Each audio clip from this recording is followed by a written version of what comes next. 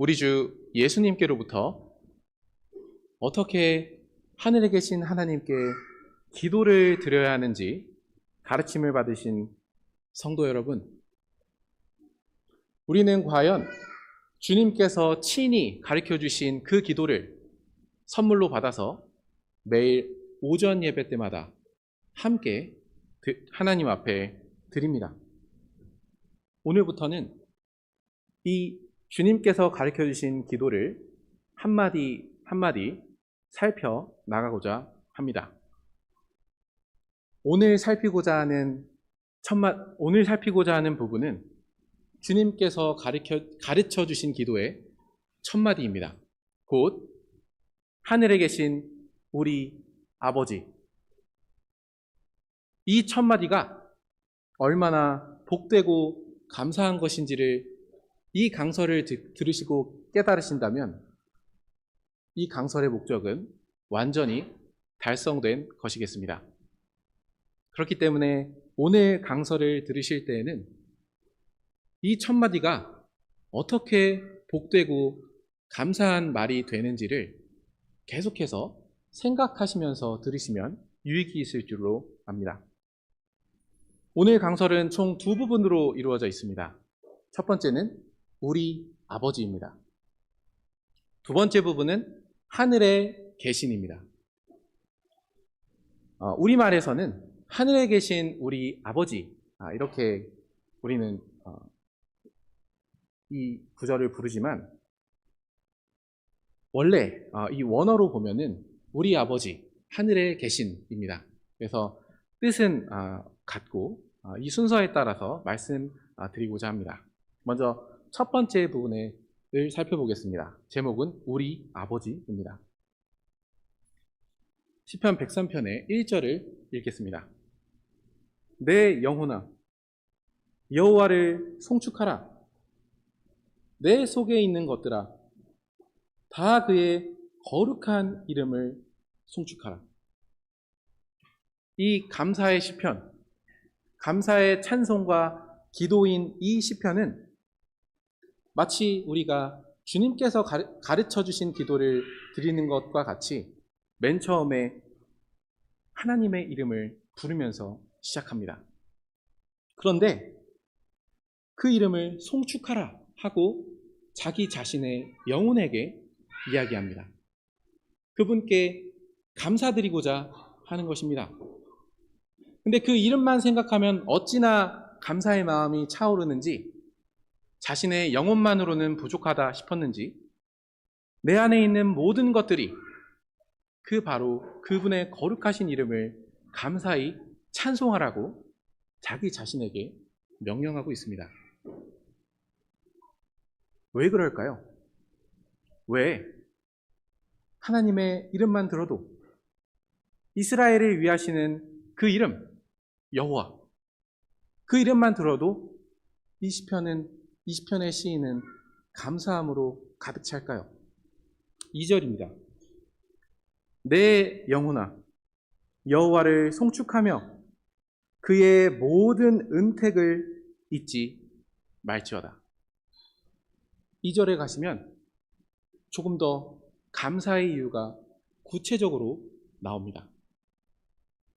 은택, 바로 이 은택을 잊지 말고 여호와 하나님을 찬송하고 그분의 이름을 부르라고 합니다. 조금 더 직역하면 혜택입니다. 그 하늘의 하나님께서 우리의 하나님 여호와가 되어주심으로써 내가 받는 혜택이 있었다. 그것을 잊지 않고서 이 시인은 찬송하고 있는 것입니다. 우리는 여기에서 한 가지 사실을 배우게 됩니다. 하나님의 이름에는 그 백성을 향한 모든 은혜가 넘쳐납니다. 그렇기 때문에 우리도 하나님의 이름을 부를 때 그 이름을 가득 채우고 있는 하나님의 은혜를 기억할 필요가 있습니다. 찬송을 드리실 때나 기도를 드리실 때나 이 이름을 부르실 때 그 이름을 가득 채우고 있는 하나님의 은혜를 생각하시기 바랍니다.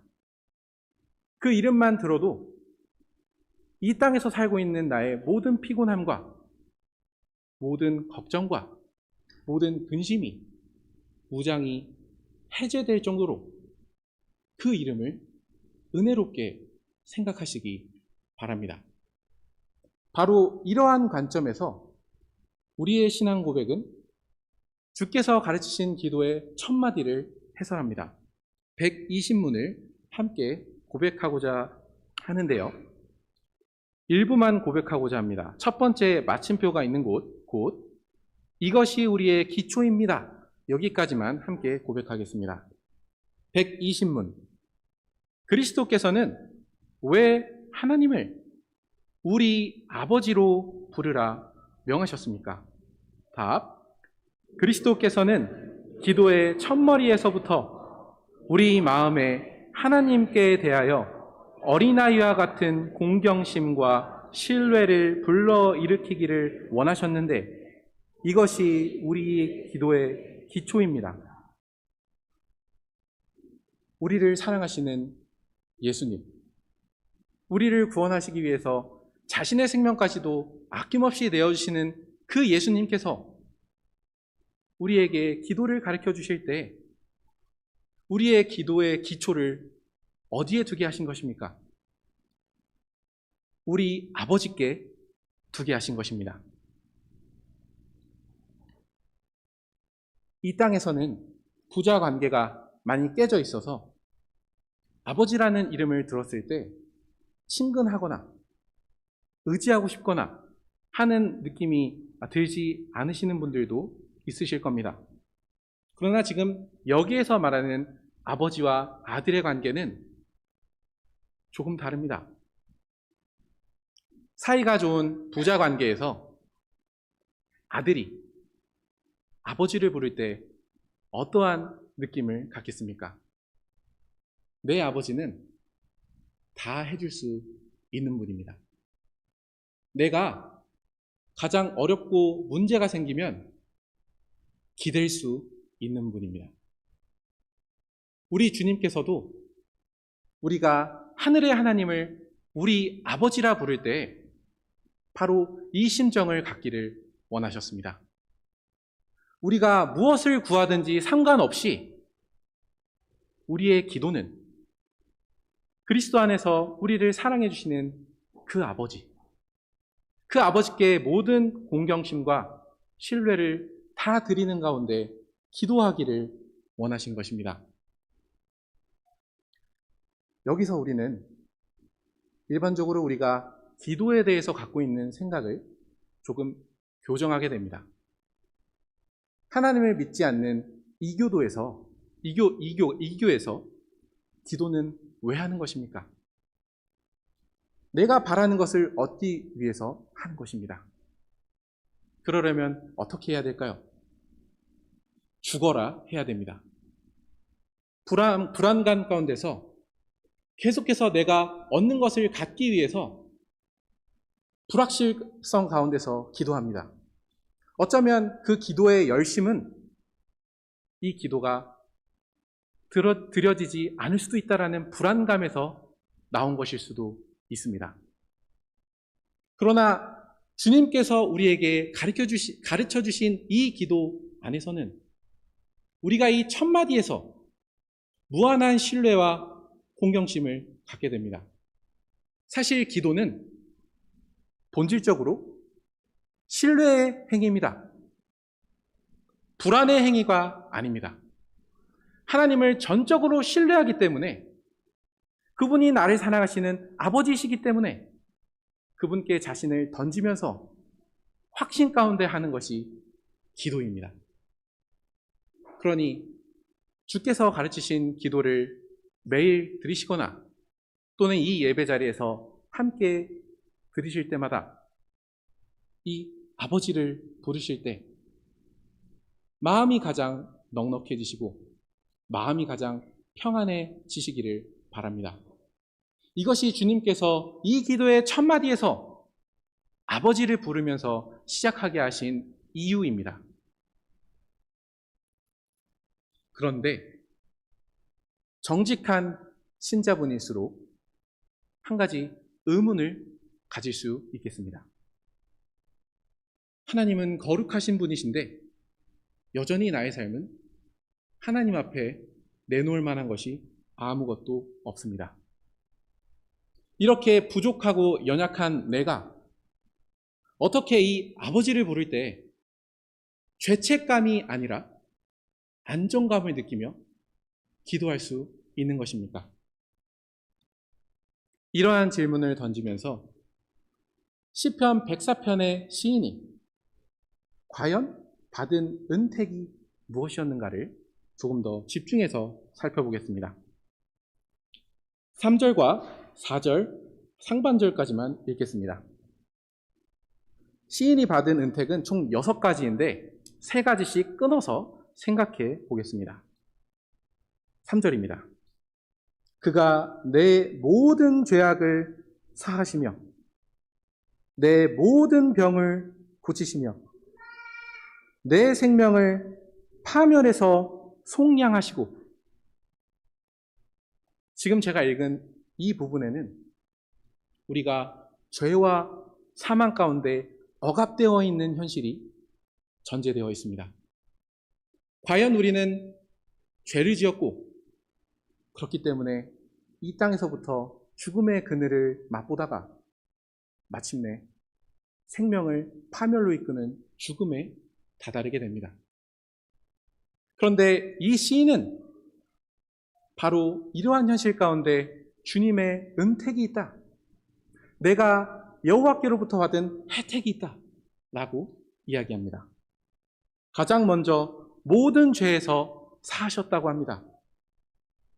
주님의 모든 은혜를 받는데 가장 큰 걸림돌이 되는 것, 주님께서 그 죄를 사해 주셨다고 합니다. 근데 몇 가지 죄가 아니라 모든 죄를 사하셨다고 합니다. 어떻게 용서해 주셨을까요? 어떻게 그 공의로우신 하나님께서 우리의 죄를 용서해 주실 수 있습니까? 누군가는 그 공의 때문에 죽어야 합니다. 구약시대부터 밤낮으로 우리를 대신해서 누군가는 죽어야 한다는 제사가 매일 하늘로 올려졌습니다. 지금 우리는 그리스도께서 우리의 죄를 다 사해 주셨기 때문에, 그렇기 때문에 우리가 저 하늘의 하나님을 우리의 아버지로 부를 수 있다는 사실을 압니다. 그렇습니다. 우리가 하늘의 하나님, 그 어미로우시고 공의로우신 하나님을 친밀한 나의 아버지로 부를 수 있는 이유는 우리 안에 있는 것이 아닙니다. 예수 그리스도 때문에, 그분 때문에 저 하늘의 하나님께서는 나의 신실하신 아버지가 되어주시는 것입니다. 이 문제가 해결되고 이 땅에서 겪는 질병이 나옵니다. 하지만 모든 질병입니다. 단순히 하나님을 믿으면 안 아플 거다, 이 얘기를 하고 있는 게 아닙니다. 특별히 이 질병에는, 이 모든 질병에는 우리가 하나님만을 사랑하지 못하는 영혼의 질병도 포함되어 있을 것입니다. 주님께서 그러한 질병을 고쳐주시면서 필요하다면, 하늘 아버지의 사랑을 느끼는 데 필요하다면 우리의 모든 병도 낫게 해주시는 것입니다. 더 근본적으로는 우리는 이제 영원히 죽어있는 상태가 아닙니다. 우리는 결코 둘째 사망을 겪지 않을 것입니다. 지금까지 말씀드린 첫 번째 3가지 은택을 요약해 보면 어떻게 요약할 수 있을까요? 그것은 곧 죄와 사망의 권세에서 우리를 구원하신 것이 하나님께서 우리에게 주시는 은혜요, 혜택입니다. 그리고 그 혜택을 가만히 볼 때, 우리가 하나님을 그토록 친밀하게 볼 수 있는 이유는 나 때문이 아니구나. 그리스도 때문에 그분께서 행하신 그 구속의 공로를 보시고서 그분께서 죄를 다 없이 해주셨기 때문에 그리스도 때문에 나의 아버지가 되시는구나. 그렇게 우리는 하나님께 확신 있게 부를 수 있습니다. 아버지. 바로 이 사실을 기억하시면서 기도 때마다 아버지를 부르시기 바랍니다. 하지만 아직 시인이 받는 은택은 끝나지 않았습니다. 나머지 세 가지를 살펴보겠습니다. 4절 하반절입니다. 인자와 긍휼로 관을 씌우시며 좋은 것으로 내 소원을 만족하게 하사 내 청춘을 독수리같이 새롭게 하시는도다. 정말 난해한 구절이 한 줄 한 줄 연결되어 있습니다. 먼저 가장 쉬운 구절부터 보겠습니다. 인자와 긍휼로 관을 씌우신다는 것은 우리에게 어떤 옷을 입혀주시는 이미지를 사용하고 있습니다. 아버지의 집에 만족하지 못하고 스스로 살겠다고 아버지를 떠난 그 탕자가 자신의 죄를 깨닫고 아버지의 집으로 돌아왔을 때 하늘의 아버지께서는 무엇을 해주셨습니까? 그 탕자의 비유에서의 아버지는 그에게 그 집에 걸맞는 옷을 입혀주셨습니다. 이제 새로운 신분으로 살아가게 해주시는 것입니다. 우리가 단순히 죄에서 구원을 받고 끝나는 게 아니라 가장 더 중요하게 이제는 아버지의 집에서 사랑을 받는 자녀로 아버지의 뜻에 맞게 살아갈 수 있도록 해주시는 것입니다. 우리의 신분이 바뀌었음을 주님의 신실하신 사랑 그리고 긍휼로 관을 씌우셨다는 표현에서 우리는 알 수 있습니다. 우리가 새로운 사람으로 살아가는 동력, 가장 중요한 근간은 아버지의 신실한 사랑과 우리를 불쌍히 여기시는 사랑임을 이 표현에서 알 수 있습니다. 다음입니다. 좋은 것으로 내 소원을 만족하게 하사라고 되어 있는데 원어로 보면 너의 장신구를 좋은 것들로 채워주신다 라는 말입니다.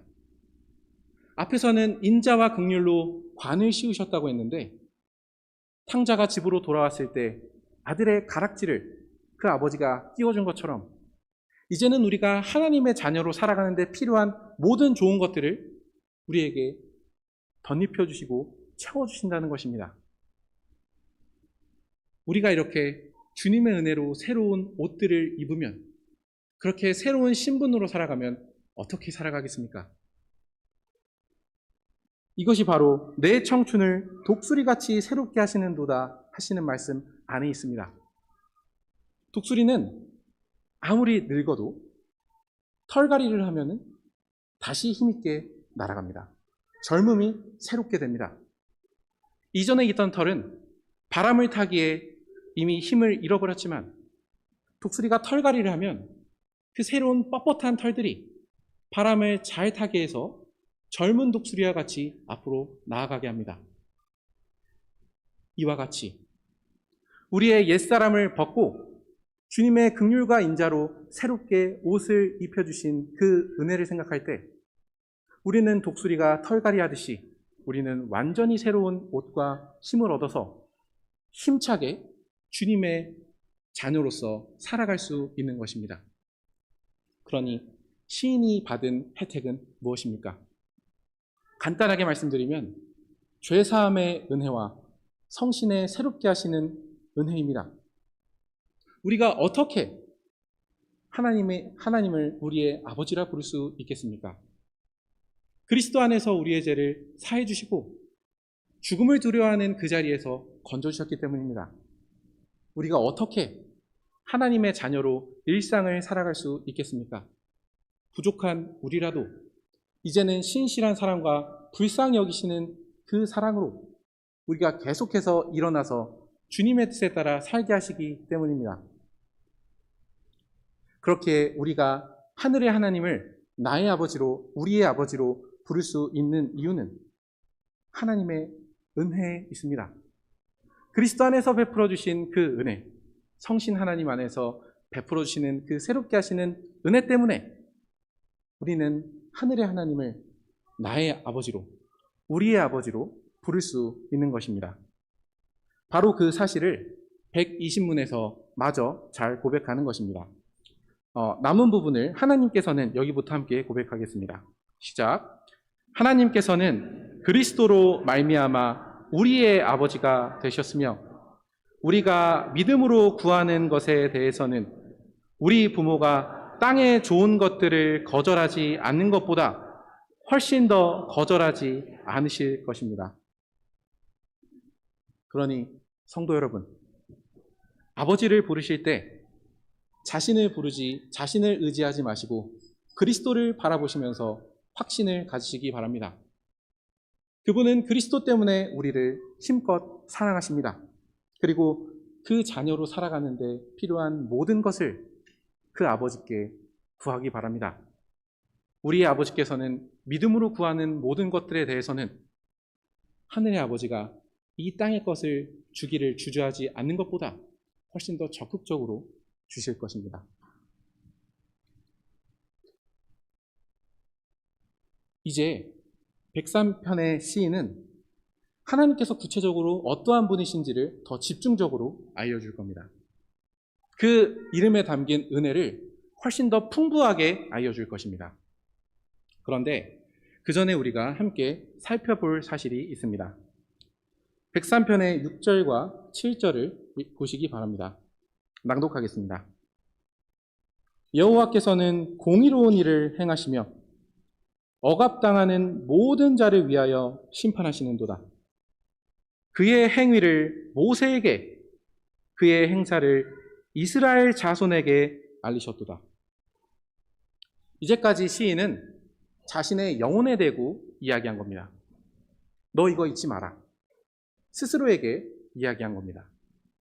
근데 이제 시인의 시야는 하나님께서 베풀어 주신 은혜에 집중한 결과로 넓어집니다. 크고 크신 하나님께서는 단순히 나 하나 살리자고 계시는 분이 아닙니다. 그분은 이 땅 위에서 그 사랑의 나라를 완성해 가실 분이십니다. 그렇기 때문에 그분의 자녀들은 많고 많습니다. 6절을 보시기 바랍니다. 억압당하는 모든 자라고 나와 있습니다. 한 사람이 아닙니다. 이 억압당하는 모든 자는 죄와 사망의 권세 아래에서 억압을 당하고 있는 신자의 현실을 표현하는 것입니다. 7절을 보시면 모세에게 자신의 행위를 알리셨다고 하는데 모세에게 알리신 것은 곧 이스라엘 자손 전체에게 알리신 것과 같습니다.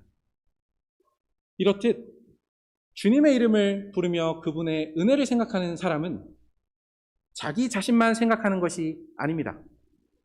이 사람의 시야는 이제 우리로 나아갑니다.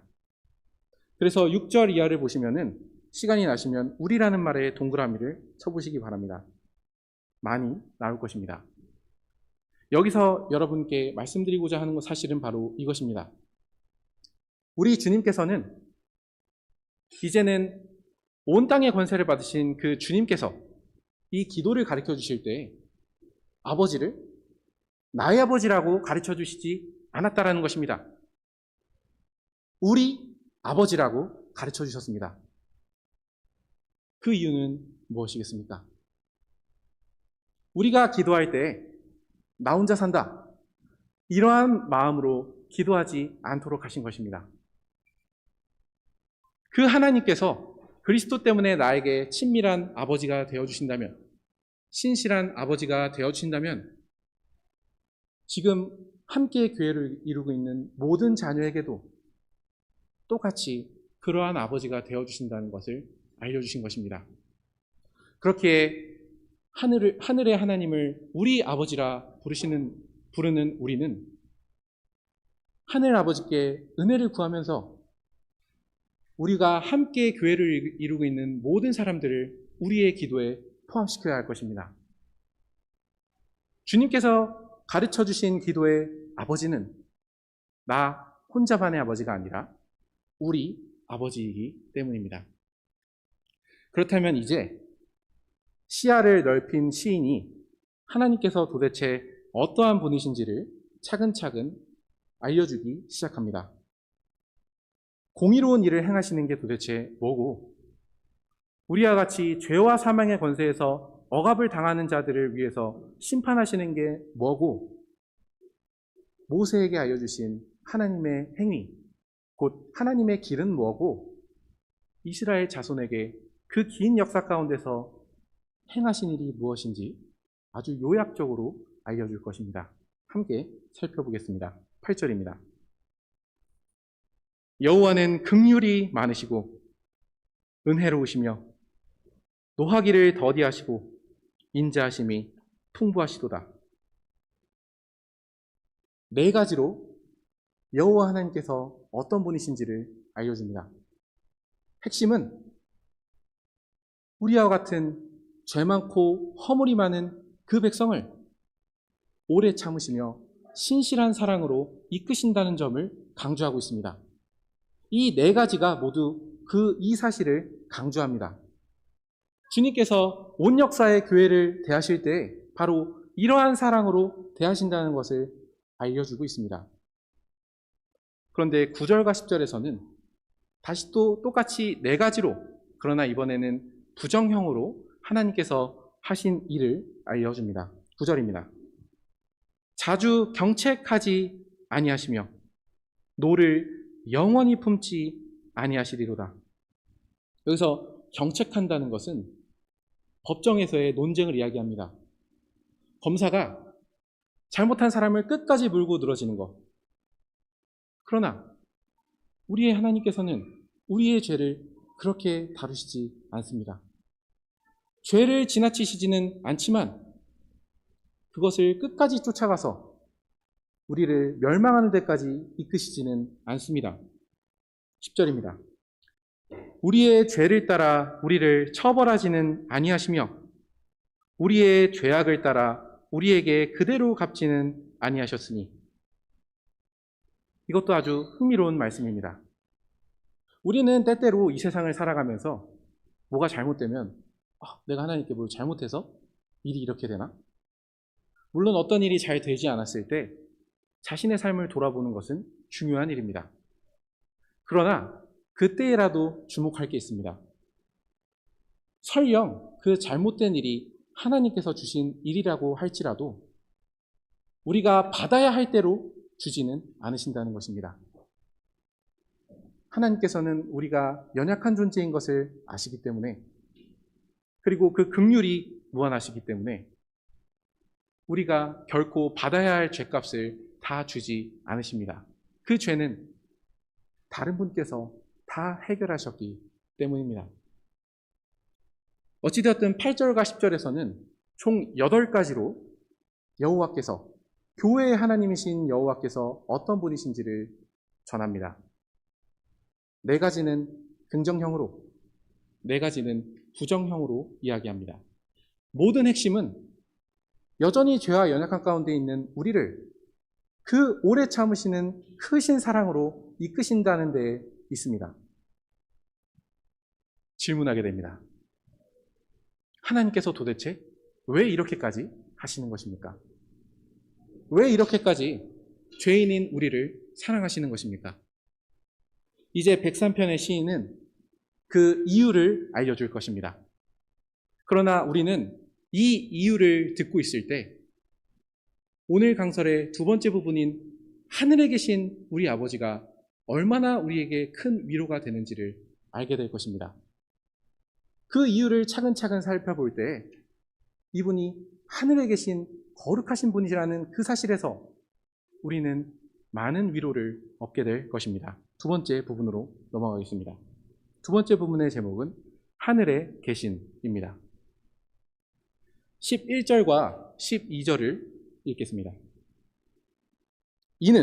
이유가 나오고 있는 것입니다. 이는 하늘이 땅에서 높음같이 그를 경외하는 자에게 그의 인자하심이 크심이로다. 동이 서에서 먼 것 같이 우리의 죄가를 우리에게서 멀리 옮기셨으며. 11절에서는 수직적인 이미지를 사용하고 있습니다. 그 옛날 사람들이 땅과 하늘의 높이를 알았겠습니까? 이것은 무한하다는 얘기입니다. 자기 백성을 향한 그 신실한 사랑이 그 측량할 수 없는 높이만큼 높다라는 것입니다. 11절로 가보시기 바랍니다. 12절로 가보시기 바랍니다. 동이 서에서 먼 것 같이 지평선과 수평선을 측량할 수 있겠습니까? 바로 그 거리가 먼 것 같이 우리 죄를 없애셨다고 합니다. 왜 우리를 이렇게까지 사랑하시는가? 첫 번째 대답은 우리를 향한 끊임없는 그 사랑의 높이와 너비가 우리로서는 측량할 수 없기 때문이다. 하늘에 계신 하나님을 우리가 알려주시지 않는 이상 모르는 것처럼 그분의 사랑도 우리는 측량할 수가 없습니다. 그렇게 무한하신 사랑을 베풀어 주시기 때문에 우리는 하나님께 이러한 사랑을 받고 있는 것입니다. 그런데 11절과 12절에서는 모모한 것 같이, 11절에서는 높음 같이, 12절에서는 먼 것 같이, 이렇게 모모 같이라는 형식으로 11절과 12절을 붙여 읽으라는 지시를 하고 있는데요.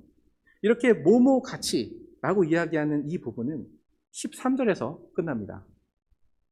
그런데 이 측량할 수 없는 사랑의 깊이를 13절에서 어떻게 요약하고 있는지 살펴보겠습니다. 13절입니다. 아버지가 자식을 긍휼히 여김같이 여호와께서는 자기를 경외하는 자를 긍휼히 여기시나니. 여기 긍휼히 여기다라는 이 말은 사실 남자들은 잘 이해하지 못할 단어입니다. 태중에 있는 아이에 대해서 어머니가 느끼는 사랑이기 때문입니다. 아이가 조금만 움직여도 느끼는 그 사랑. 이 아이가 잘못되는 건 아닌지 늘 염려하는 그 사랑. 측량할 수 없는 하늘에 계신 하나님의 사랑은 우리와 먼 것이 아닙니다. 뱃속에 있는 아이와 어머니가 가장 가까이 있듯이 우리의 아버지이신 하늘의 하나님께서도 그렇게 우리 가까이서 우리를 세세하게 돌보시는 것입니다. 그 측량할 수 없는 사랑은 우리와 가까이 있습니다. 이것이 하늘에 계신 우리 아버지께서 우리에게 주시는 사랑의 깊이이고 거리입니다. 그러면 한 가지 더 질문하게 됩니다. 이러한 사랑은 어떠한 사랑일까?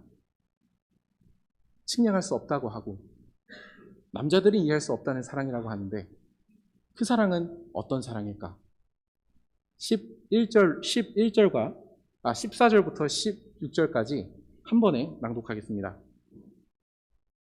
이는 그가 우리의 체질을 아시며 우리가 단지 먼지뿐임을 기억하심이로다.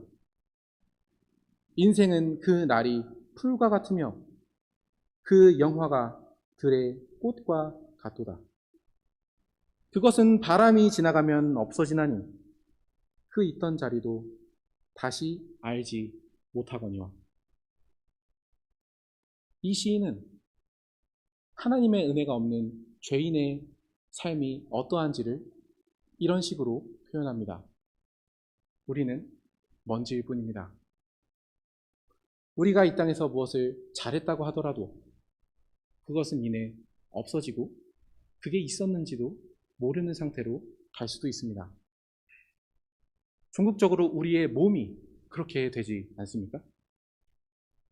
조금 더 나아가서 우리가 이 땅에서 하는 일도 주님을 의지하지 않는다면 우리가 먼지이기 때문에 우리가 하는 일도 먼지 같은 일처럼 없어져 버릴 수도 있습니다. 허무감이 오는 삶이 될 수도 있고 상실감이 큰 삶이 될 수도 있습니다. 그런데 현실은 근데 여기서 가장 중요한 것은 이것입니다. 14절부터 16절에서 우리의 이러한 허무한 인생에 대해서 이야기할 때 인생이 이렇다 라고 이야기하는 것이 아니라 14절에 바로 그 아버지께서 자신의 자녀를 가까이서 아시고 측량할 수 없는 사랑의 깊이와 너비로 사랑하시는 그 아버지께서 이 사실을 안다고 하시는 것입니다. 우리를 창조하신 바로 그분께서 그러나 죄를 지었어도 여전히 죄를 사해 주시며 우리의 아버지가 되시기를 원하는 그 아버지께서 우리의 운명을 알고 있습니다. 그렇다면 어떻게 되겠습니까? 그 사랑하는 자녀가 먼지처럼 사라지기를 바라실까요? 아닙니다. 17절과 18절을 읽겠습니다. 여호와의 인자하심은 자기를 경외하는 자에게 영원부터 영원까지 이르며 그의 의는 자손에게 이르리니 곧 그의 언약을 지키고 그의 법도를 기억하여 행하는 자에게로다. 우리가 먼지와 같은 주님 앞에서 보잘것없는 존재가 될 수 있지만 우리가 이러한 가운데에서도 주님의 말씀을 경외하며 주님께서 새로 옷 입혀주시는 그 신실한 사랑과 긍휼로 새롭게 된 독수리와 같이 주님을 섬기며 살아간다면 주님께서는 이 무상한 인생을 영원한 사랑으로 이끌어 주십니다. 하늘의 사랑으로 우리를 그곳으로 불러주십니다. 그렇게 우리가 이 땅에서 살아갈 때 느끼는 무상함과 허무감을 하늘에 계신 하나님께서 여전히 채워주십니다. 우리는 여기에서 한 가지를 생각할 수 있습니다. 우리가 단지 흙과 먼지뿐인 이 인생 속에서 하늘의 아버지를 부르며 살아간다는 게 무슨 뜻이겠습니까?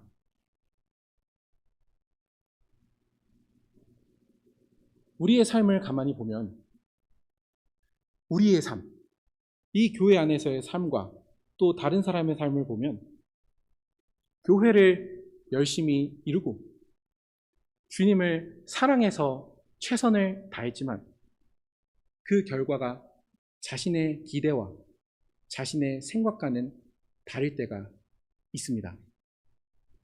마치 그 한 일이 언제 있었나 할 정도로 다 허물어질 때가 있습니다. 교회적으로도 그런 일을 겪을 수 있고 각 가정 안에서도 그런 일을 겪을 수 있습니다. 개인적으로도 그런 일을 겪을 수 있습니다.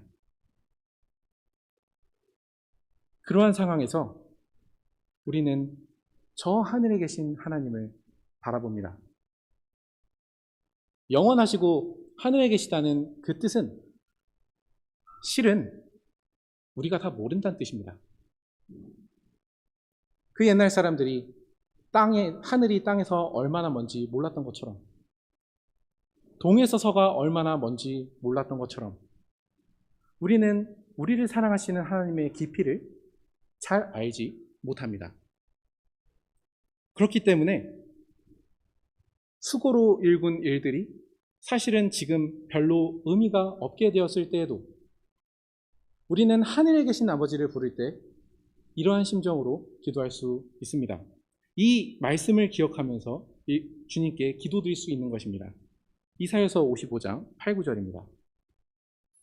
이는 내 생각이 너희의 생각과 다르며 내 길은 너희의 길과 다름이니라. 여호와의 말씀이니라.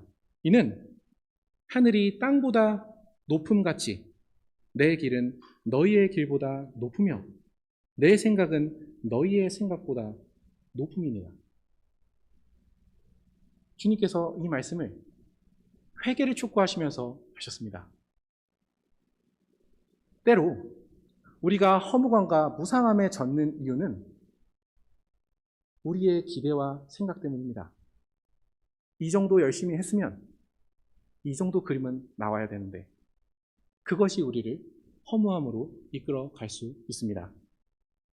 그러나 우리는 이제는 뜻을 알 수 없고 의미를 찾을 수 없을 때 저 하늘에 계신 하나님을 바라봅니다. 우리가 하나님의 뜻을 다 알 수 없지만 우리는 한 가지는 확신합니다. 그 하늘의 하나님께서 그리스도 때문에 나의 아버지가 되어주시고 여전히 나와 함께 하신다. 거기서 우리는 이 허무함을 딛고 일어날 수 있는 힘을 얻게 됩니다. 그러한 식으로 하나님께서는 우리가 먼지 같은 일들에 집착하지 않고 그런 일에 고집하지 않고 하늘의 하나님을 바라보며 이 땅에서의 삶을 차분차분 걸어가게 하시는 것입니다. 이것이 하늘에 계신 하나님을 부르는 사람들의 유익입니다. 과연 하나님께서는 하늘에 계시고 이러한 사랑으로 우리를 통치해 주심을 19절에서 확인해 보겠습니다. 19절입니다. 여호와께서 그의 보좌를 하늘에 세우시고 그의 왕권으로 만유를 다스리시도다. 이 보좌, 이 하늘의 보좌, 그리고 그 왕권이 103편의 문맥에서 뭘 이야기하겠습니까? 측량할 수 없는 그 사랑으로, 그러나 우리를 떠나시지 않는 그 친밀한 사랑으로 계속해서 그 백성을 돌보신다는 것입니다. 죄에서 구원하시고 새로운 하나님의 자녀로 살게 하시고 무상한 인생에서 의미를 찾게 하십니다. 하늘의 하나님께서 모든 일과 만유를 이렇게 다스리시기 때문에 우리는 하늘의 하나님을 바라보며 이 땅에서 계속해서 삶을 걸어갈 수 있는 것입니다. 20절과 21절에서는 바로 이러한 뜻을 행하는 천사들과 여러 천상의 존재들을 불러서 찬송하라고 하는 것입니다. 당연히 찬송해야 합니다. 이것이 우리의 구원을 위해서 열심히 일하는 하늘의 현장이기 때문입니다. 그렇기 때문에 하늘에 계신 하나님을 부르는 우리가, 하늘에 계신 우리 아버지를 부르면서 기도하는 우리가 할 말은 무엇이겠습니까? 22절입니다. 여호와의 지으심을 받고 그가 다스리시는 모든 곳에 있는 너희여, 여호와를 송축하라. 내 영혼아, 여호와를 송축하라. 하늘에 계신 그 하나님께서 오늘 우리에게 그 크신 사랑으로 아버지의 사랑을 전달해 주십니다. 그 삶을 받고 살아가는 삶은 때때로 우리가 이해할 수 없는 삶입니다. 우리가 생각하기에 무상한 삶일 수도 무상함이 있을 수 있기 때문입니다. 그럴 때 우리는 우리 아버지께서 하늘에 계시다는 사실을 기억할 필요가 있습니다. 하늘에 계시다는 것은 땅의 것으로 하나님을 생각할 수 없다는 것입니다. 하지만 그 무한하고 측량할 수 없는 그 사랑이 여전히 우리와 함께합니다. 이러한 마음을 갖고 121문을 함께 고백하겠습니다. 121문. 하늘에 계신 이라는 말이 왜 덧붙여졌습니까? 답. 하나님의 천상의 위엄을 땅의 것으로 생각지 않고 그의 전능하신 능력으로부터 우리의 몸과 영혼에 필요한 모든 것을 기대하도록 하기 위함입니다. 그러니 우리 중에 자신의 삶의 어떤 부분에서 허무함과 무상함을 느끼시는 분이 계십니까? 자녀에 대해서든 교회에 대해서든 자신의 지난 날에 대해서든 허무함을 느끼시는 분이 계십니까? 우리는 바로 그 티끌 위에 앉아서, 진토 위에 앉아서 하늘의 하나님을 부르는 것입니다. 그때 우리의 마음은 내가 내 스스로 인생의 의미를 판단하지 않고 그 의미는 천상의 위엄을 가지신 하나님께 맡기고 여전히 지금 내가 하나님의 백성으로 살아가는 데 필요한 모든 것을 그 전능하신 하늘의 아버지께 구하는 데 있습니다.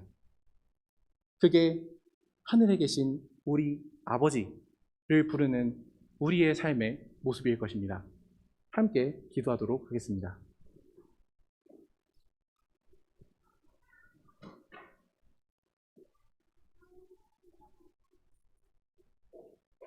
하늘에 계신 우리 아버지,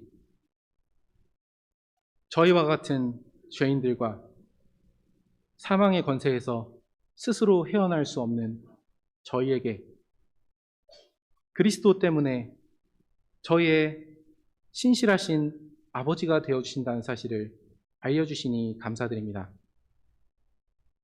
우리 아버지라 부를 때 함께 교회를 이루고 있는 저희는 저희의 개인적인 염려나 고민이나 혹은 서로의 문제나 서로가 처한 어려운 상황 가운데에서도 아버지라는 그 호칭 때문에 편안함을 느끼고 신뢰감을 느끼며 기도할 수 있습니다. 특별히 저희가 살아가는 이 인생은 여전히 죄와 비참함으로 가득 차서 실은 우리가 하는 일과 우리가 맞이하게 되는 결말 자체가 주님의 은혜가 없다면 먼지와 같이 다 없어질 것입니다. 그러나 이러한 저희를 그 크신 사랑으로